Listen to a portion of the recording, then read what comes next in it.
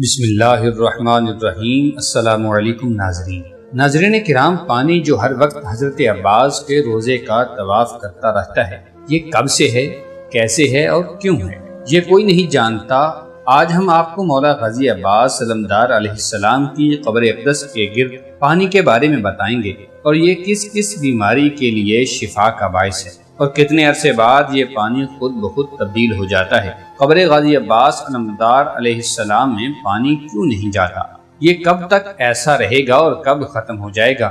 ناظرین، یہ مکمل تفصیل آپ کے پاس لے کر حاضر ہوئے ہیں، مگر ویڈیو میں آگے بڑھنے سے پہلے نئے آنے والے ساتھیوں سے درخواست ہے کہ ہمارا چینل سبسکرائب کر لیں اور ساتھ موجود گھنٹی کے بٹن کو دبا دیں۔ ناظرین، عراق میں موجود زمین کے اندر کا پانی تقریباً سب جگہ پر ہی نمکین، کھارا اور پینے کے قابل نہیں، لیکن حضرت عباس علیہ السلام کی قبر اقدس والے سرداب میں موجود پانی انتہائی خوش ذائقہ اور بہت شفاف ہے، اور اتنی مدت گزرنے کے باوجود اس کی رنگت اور ذائقے میں کوئی فرق نہیں آیا، اور بہت زیادہ وہاں سے پانی لینے کے باوجود بھی ختم یا کم نہیں ہوا۔ اگر ہم اس پانی کے راز کو جاننا چاہیں تو ظاہری طور پر اس پانی کی اس طرح موجودگی کا راز اب تک کسی کو بھی معلوم نہیں ہو سکا، بس خدا اور اس کے خاص بندے ہی اس پانی کے اصل راز کو جانتے ہیں۔ ناظرین، ہو سکتا ہے کہ کربلا کے میدان میں شدید پیاس کے باوجود بھی حضرت عباس علمدار علیہ السلام نے پانی پر قبضہ کرنے کے بعد اپنے آقا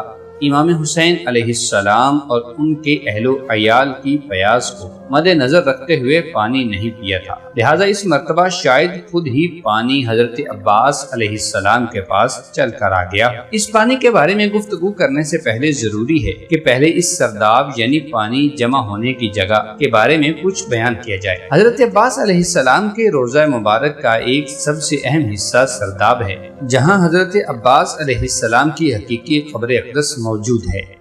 یہ سرداب 8ویں صدی ہجری میں بنایا گیا تھا، لہذا اس زمانے کے فن تعمیر کے مطابق اوپر والے حصے کی نسبت سرداب کی دیواریں انتہائی عریض اور موٹی بنائی گئی ہیں، بلکہ اوپر والی عمارت کی دیواریں سرداب کی دیواروں کی آدھی چوڑائی سے بھی کم موٹی ہیں، لہذا اس وجہ سے قبر مبارک والا پورا سرداب اوپر والی عمارت کے برعکس بہت ہی تنگ ہے۔ اس میں موجود گیلریاں اور راستے دیواروں کی بہت زیادہ چوڑائی کی وجہ سے تنگ گلیوں کے مشابہ ہے۔ یہاں پر پہلے چاندی کا دروازہ لگا ہوا تھا کہ جس کو 2007 میں تبدیل کر دیا گیا۔ گیلری کی جو دیوار حضرت غازی عباس علمدار علیہ السلام کی قبر اقدس کے قریب ہے، اس میں محراب نما طاق بنے ہوئے ہیں۔ سرداب میں بنے ہوئے محراب نما طاقوں کی تعداد 13 ہے، اور یہ سب پیمائش میں ایک دوسرے سے مختلف ہیں۔ ان میں سے 2 ہوا کے لیے بنائے گئے ہیں۔ شیخ عباس 36 سال تک علمدار کربلا حضرت ابوالفضل العباس علیہ السلام کے حرم کے خادم رہے ہیں۔ ان کی عمر 74 سال ہے۔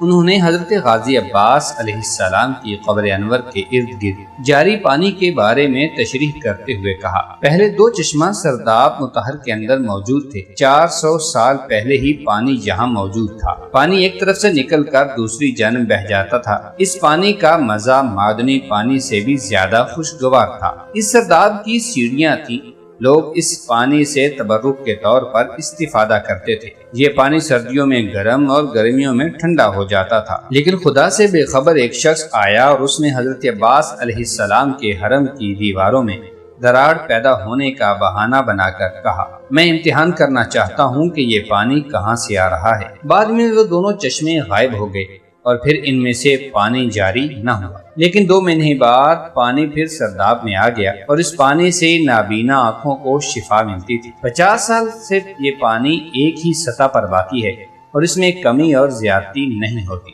شیخ عباس نے کہا کہ اگر پانی 10 دن تک کسی جگہ رکا رہے تو وہ گدلا ہو جاتا ہے، لیکن یہ پانی دروازہ بند ہونے کے باوجود گلاب کی طرح معطر اور خوشبودار ہے۔ اس نے کہا، اگرچہ یہ پانی راکد ہے لیکن اس کے رنگ اور ذائقے میں کوئی فرق نہیں پڑتا، اور اس کی دوسری خصوصیت یہ ہے کہ پانی کی سطح حضرت عباس کی قبر مبارک سے بلند ہے، لیکن پانی قبر کے ارد گرد دیوار سے قبر میں داخل نہیں ہوتا۔ کیا ہی خوبصورت معجزہ ہے کہ پانی قبر کے ارد گرد دیوار سے قبر میں داخل نہیں ہوتا۔ اس سے یہ ثابت ہوتا ہے کہ اہل بیت کی پیروی لازم ہے، اور دعا ہے کہ اللہ ہمیں اپنے حال پر رحم کرنے والا بنائے اور حضور اکرم صلی اللہ علیہ وسلم اور ان کی آل پاک کے توسط سے ہم پر رحمت فرمائے، آمین ثم آمین۔ ناظرین، ہم امید کرتے ہیں کہ ہماری آج کی ویڈیو آپ کو پسند آئی ہوگی۔